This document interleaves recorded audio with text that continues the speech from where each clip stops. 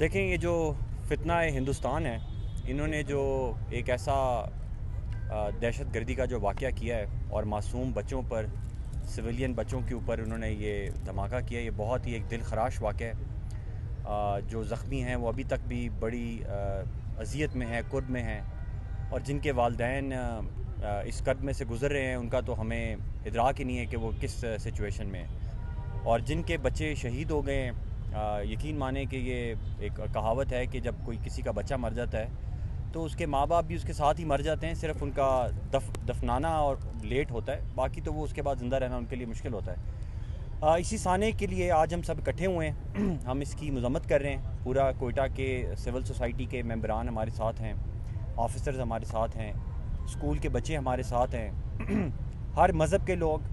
ہر قوم کے لوگ اس واقعے کی مذمت کر رہے ہیں اور کہہ رہے ہیں کہ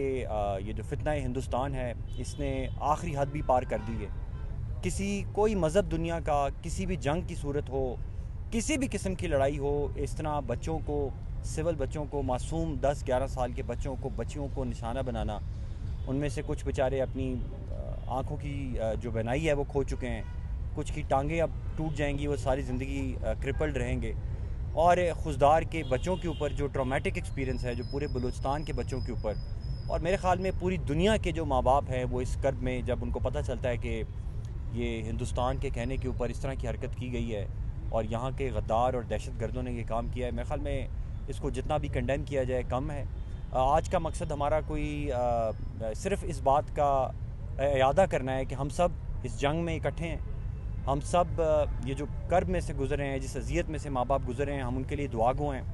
اور ہم ان کو یہ یقین دلاتے ہیں کہ پاکستان کی پوری قوم، پاکستان کی ریاست، پاکستان کے ادارے اور پاکستان کے ہر قبائلی لوگ ہوں یا شہری لوگ ہوں، دیہی لوگ ہوں، وہ سب ان کے ساتھ اس غم میں ان کے ساتھ برابر کے شریک ہیں۔ آج ہم دیے جلانے کے ساتھ ساتھ دعا بھی کریں گے، اور یہ ایسا واقعہ ہے کہ یہ صرف آج کر کے ہم بھول نہیں جائیں گے، یہ واقعہ ہمارے ذہنوں پر ہمیشہ کے لیے نقش رہے گا۔ ایک وہ واقعہ تھا جو KPK میں ہوا، APS کے بچوں کو شہید کیا گیا، اور اس کے بعد آپریشن ضرب عضب سٹارٹ ہوا، اور ابھی بھی انشاءاللہ اس واقعے کے بعد یہ ایک طرح سے ایک سٹارٹنگ پوائنٹ تھا کہ اب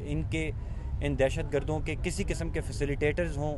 ان کی پشت پناہی کرنے والے ہوں، یا ان کے حق میں بیان بازی کرنے والے ہوں، یا کوئی ایسے لوگ جو خفیہ طور پہ ان کے ساتھ سافٹ ہارٹ رکھتے ہوں، ان میں سے اب اس معاشرے میں ان کی گنجائش نہیں ہے۔ ان کو ہم کسی صورت پر کوئی سپیس نہیں دیں گے،